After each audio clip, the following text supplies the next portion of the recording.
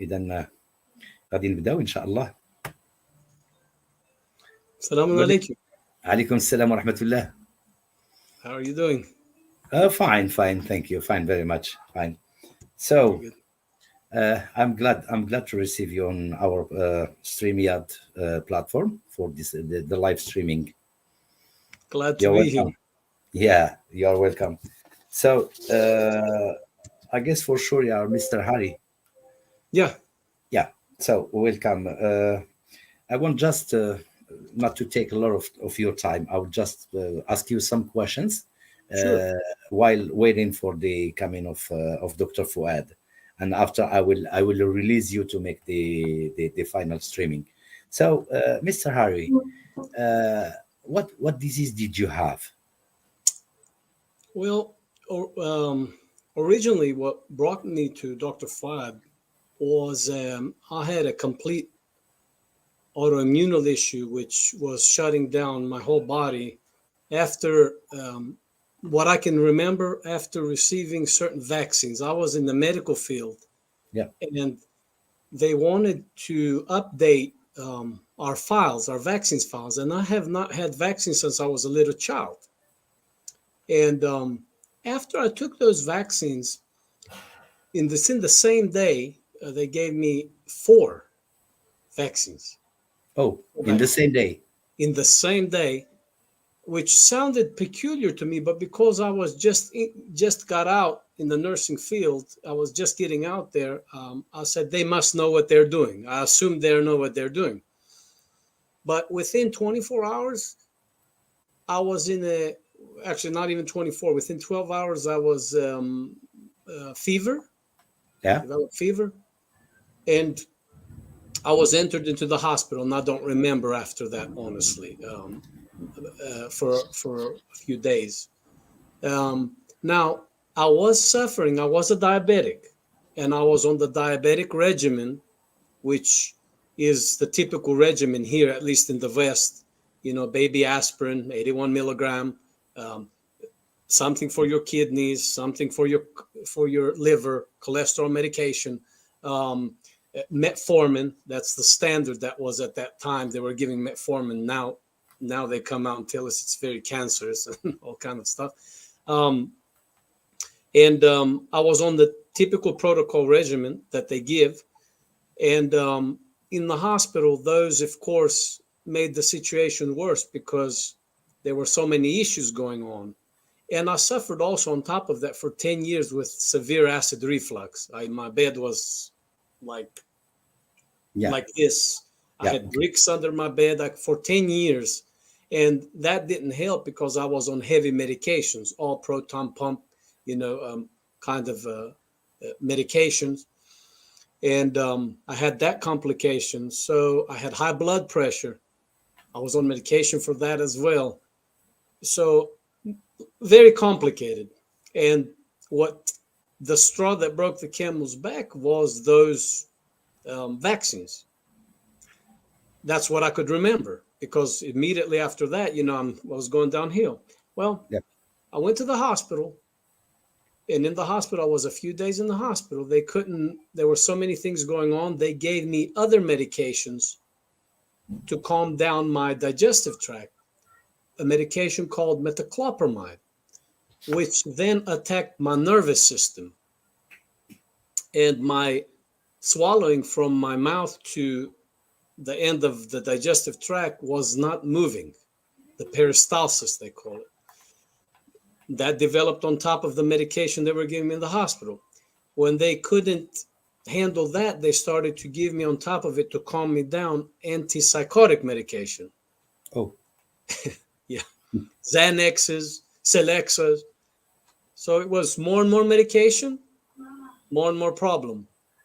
And my body was starting to shut down. My liver was starting to be inflamed.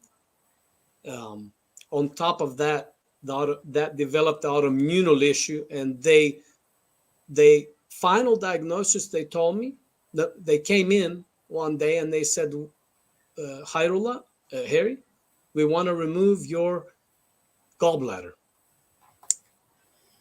I'm like, I barely can understand what's going on. My mother was beside me, but I told her, don't sign anything and don't do anything.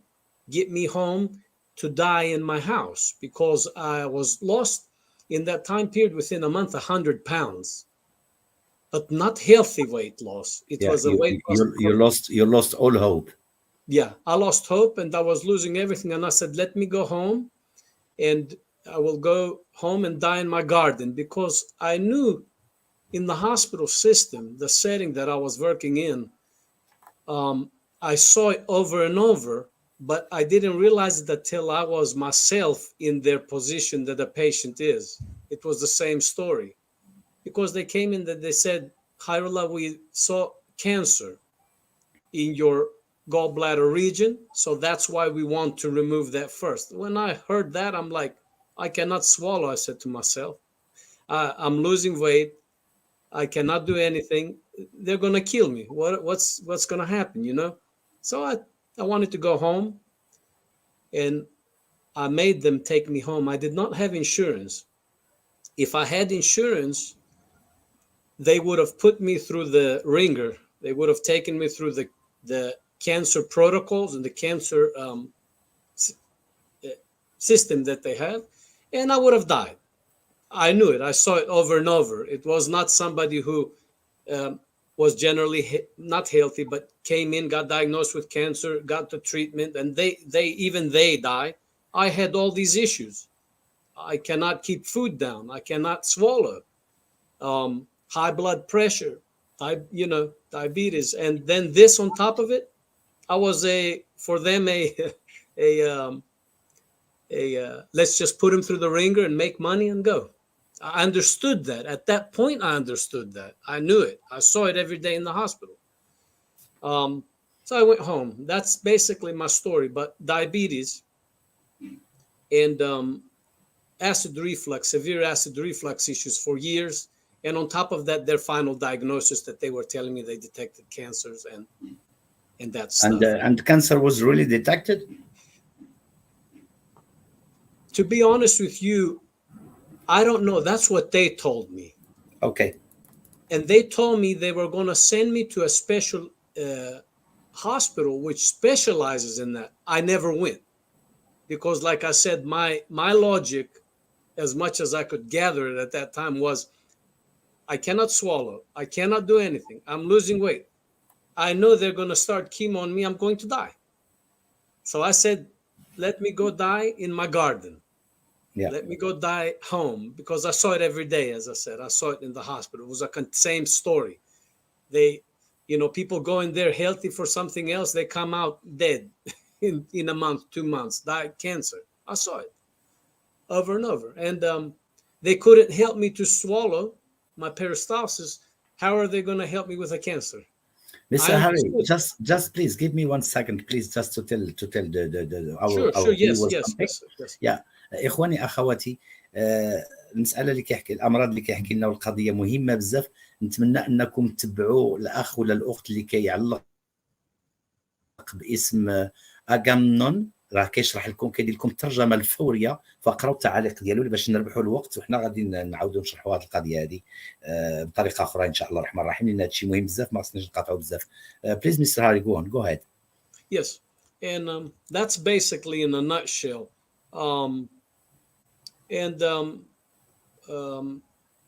Of course, my nervous system was also shattered because of the medication. That medication, a specific one, metoclopramide, it's called Reglan. It is banned, I think, now in most European countries. I'm not 100% sure. I remember they told me. That left me a tick. There was a tick that developed from it, because as later I would understand, Dr. Fouad had explained to me that the myelin sheath around my nerves was being eaten away. They never told me anything. All they did was you went in there and they gave me medicine to medication over just different medications. And finally, they sent me home with Xanax and Celexa, which was an antidepressant and antipsychotic medication, I think. And that was just to cover up me to not do something crazy, just to like zombie me. Yeah. And I took it in the beginning, and it really was, my parents, I don't remember much from the beginning, but they told me my head was down. I was drooling from my mouth. It was just like something, like a zombie, really like a zombie. Yeah. And all this was happening in the US, in the what is considered US. the highest level Yes. of modern medication. Yes. Yeah. Yes. We have the best sophisticated machinery. We have all that. We have available to us a lot of good information, but in reality, in the practice, the system is dangerous. The system is, the protocols and the systems are very dangerous. And pharmaceuticals play a big role here, because if you're in the medical field, you know that every time a prescription in the West is written up, there's a kickback that it's given to the incentive to the doctor to issue it, to the hospitals to issue it. And I knew that working in the field a short time, but I never paid attention to it because I was getting a paycheck. I was doing my job until I was in the position of the patient. Yeah. And after all this sad experiments, if you want, when did you meet Dr. Fouad?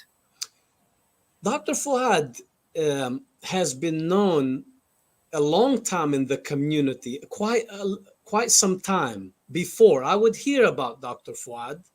Um, uh, we are Muslims, so we would go to the mosque, Yeah. and we would hear some people that found benefit from him and healing. We would hear that. I liked the idea. It was romantic. I would hear about it, but I never really truly believed. Yeah, it's difficult to believe for the first instance. Because we go to the schools and we learn there is no other option. They know, the doctors know, the system knows, the pharmaceutical companies know. So, but it was romantic to me. I like to have those romantic ideas, but just I didn't. And then yeah, because as Muslims we have inside of our hearts this kind of wish to see someone among us from our religion succeeding at that kind of level of medication. Yes. Yeah. It is true. And then how I was brought to Dr. Fouad was a friend of mine. Actually, he was my business partner too, ex-business partner later on. His sister said, got connected with me. By the way, I start to walk too. It hit my nervous system so much that I became kind of like the autoimmune issues became to a point where you have like muscular dystrophy. I couldn't walk. I couldn't bend my knees. I couldn't move around. And my parents remember that first year more than me, because you don't really remember when you're that sick. And Dr. Fouad had mentioned later, part of healing is you don't remember what made you sick very well. And alhamdulillah, we passed that. But they got in touch with my family and said, there is this doctor and he can help you. He's not your typical doctors. I gave up on them. I told you, when I went home to die, I threw all my medication. I threw all my diabetes medication, everything. I just threw it. I said, when God takes me, he takes me in the flowers in the garden. I said, I'm ready to go. Mm-hmm. And I really wanted to go. And I saw a nice dream one night. I fell asleep. I couldn't sleep good as well. You couldn't sleep very good. I saw a nice dream that gave me some wish to live. So I said, let's try him. Let's try him, whatever he says. What have we got to lose? So believe it or not through physically visiting him, through the phone. The first was a phone call. We met, and I tried to get my mind as clear as I could, and I spoke to him, and he asked me questions. It was maybe an hour, an hour and a half, 2 hours long. But for me, it felt like a cleansing. I was telling a testimony, everything. Yes. This is what happened. And he took it and he said, I will be back to you very soon. He took everything. He looked at everything. He called me, I can't remember, 2 days later or 1 day later. I think it was 1 day later. He said, Khairullah, this is what's going on. But the first thing we have to do is we have to get you swallowing correctly.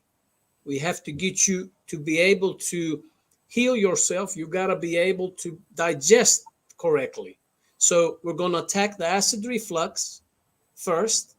We're going to fix that. And he told me, I remember this. He said, in 10 days, you will be able to lay down flat after 1 or 2 hours after you eat.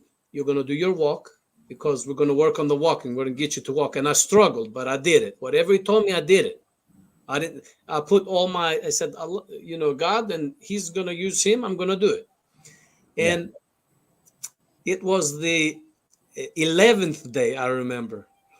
The 10th day, I didn't really trust that I was healed. But on the 11th day, I went walking as much as I could, barely walking, a little bit here and there. And by the way, I had gone to Dr. Fouad about 2 months after they let me out of the hospital. I went again into the hospital, out of the hospital, in and out. But the first time, initial visit, it was 2 months after.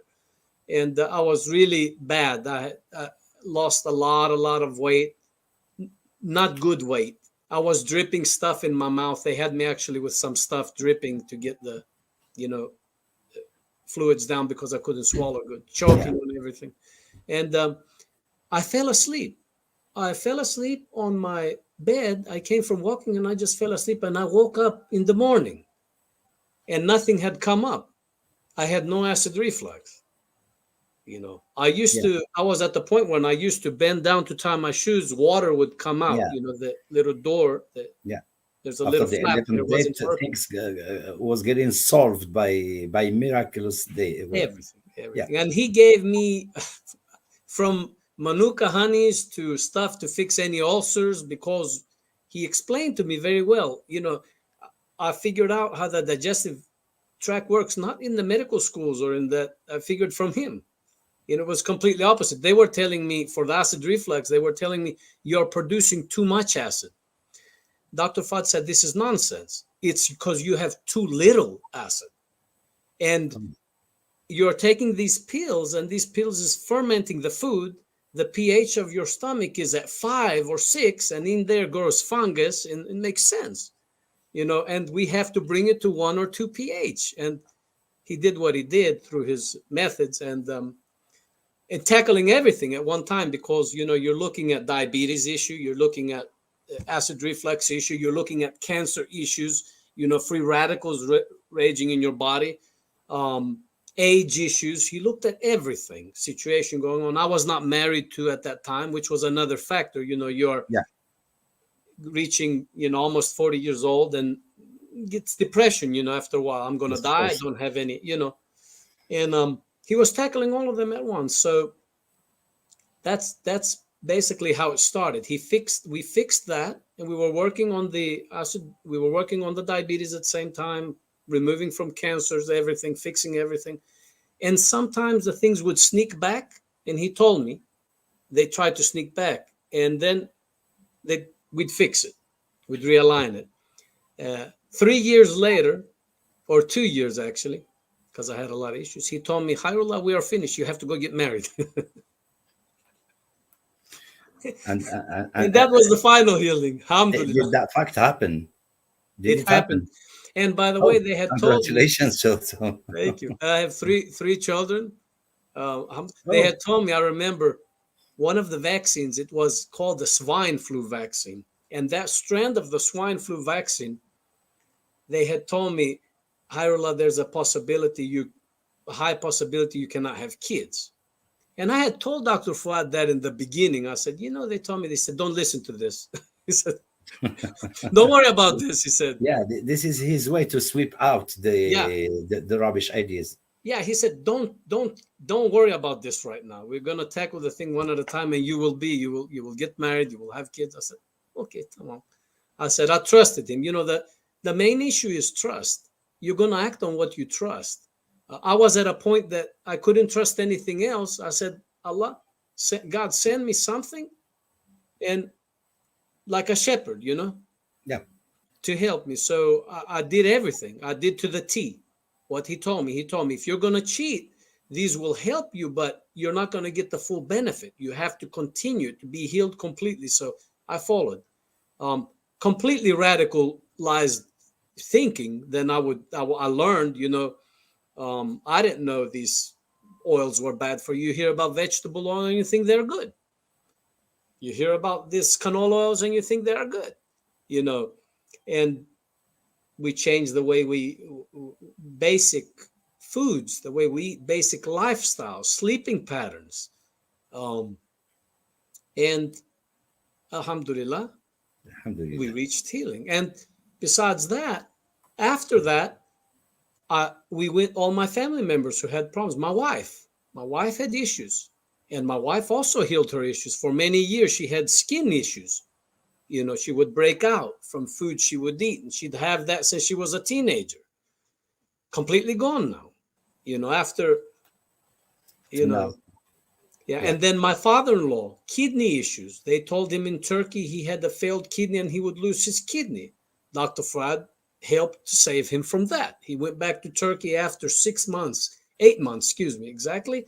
The doctor said, Ali, we don't know what you did, but you don't have that problem anymore. It's gone. A cancer, right now, cancer, 3rd-degree cancer, spreading into the linings of the colon areas. My uncle today, he called me and said, Subhanallah. My cousin said, Subhanallah, Allahu Akbar, look, gone, zero. There's nothing. Just, they have high-tech machines. They find anything they could find. They're going to find a problem. If you go to the hospital, they're so high-tech, these machines, they'll find something, but zero. And they were still pushing. They're still pushing, though, the chemotherapy and the surgery, preventative. From the very beginning of treatment with Dr. Fouad, what was the real period from zero to total cure? You mean time period for me? Yeah. It was about 2 years, but I had many issues. But the acid reflux issue, we got it pat down in about 3 months. It left. It tried to creep back, left again. He said, okay, this didn't work. We have to go a little stronger. So he did another thing, very stronger, much stronger, and fixed it. I have not had that issue since then. I eat everything. I could not eat garlic. I could not eat lemons. I could not, anything that heals, I could not eat. Now I eat everything. Yeah. Can I consider now that from the day you met Dr. Fouad, you are totally cured? Alhamdulillah. Alhamdulillah. Yes. Alhamdulillah. Until death comes to me, I expected it when it comes. But Dr. Fouad explained something from the beginning. Everybody will taste of death, but what's the quality until then of life? What will be your quality? So we have somebody who has a cancer. They go and do these treatments, but from the day the cancer starts to the treatments, their quality goes down and down and down and down. And even if they survive 2-3 years, it's horrible. Their quality of life is bad. The qualities become better. You look at your skin, you look at your nails, you look at your hair, you can see it in physical things. Yes, of course. Chemical impact. It's and your attitude, the attitude, because the way Dr. Fouad works too, and he works with many people, not more non-Muslims than Muslims, I think even, but he incorporates a lot of that wisdom behind it. He gives you the medicine, but he also gives you the medicine of the soul with it. So he'll explain something and he'll put it with a hadith or with a story of something. And they are non-Muslims. The way I see it, he doesn't. I mean, the way I see it, he does his dawah that way. And people find the healing. There are many people, not many people here who can testify to this. Thanks. So on a scale from 0 to 10, what is your satisfaction with the treatment of Dr. Fouad now? Just as a last question, because I had a lot of questions to ask you, but you responded to many questions before I ask you. So this is the last one. I will really release you. if you have to put him on a scale, Yeah. That scale really has to have gold on one end. He is heavier. His Heavier. wealth is more. 10 definitely in the Western standards, but for us it's a big asset. He's a big asset for us. And Dr. Fouad, the way he worked is he told us, I'm going to teach you and you're going to learn it and give it to your kids and to your relatives. What you learn, you give. It keeps on going like this. So that's why He's always teaching people to do things for themselves. And this is the idea he is instructing on this channel. That's what he wants. He wants people to learn. He wants people to be able to understand their bodies, their nutrition, everything, and to teach others, and to make a kind of transmission of knowledge in this field. And for this I can tell him Jazakallahu bi khair, yani. Of course. And like I said, the biggest thing, one of the trusting issues with me was when he told me that. He said from the beginning, because it wasn't an issue about money. Today, unfortunately, to be healthy, that is where you're going to spend your money. You're going to spend it on the best. You're not going to spend it on the biggest houses and the biggest cars and eat the worst food. We have this understanding especially in the Muslim world, when we used to lead the world. For the real wealth, which is health. Health. Yeah. Health and first peace and then health, but you cannot have one without the other. No, it's common. They work hand in hand, peace and health. Yes. Yeah. Yes. So, Mr. Hari, thank you very much. I don't want to take a lot more time from you. I can release you, and I say you're welcome when you want, and thank you very much, and congratulations for you your being totally cured. Congratulations for you having been married and having kids. Thank you. Inshallah khair. Inshallah. Thank you very much. Alaikum salam wa rahmatullah. You can just leave the studio on your device. Okay. Thank you very much. Thank you. Bye-bye. Yeah, bye-bye.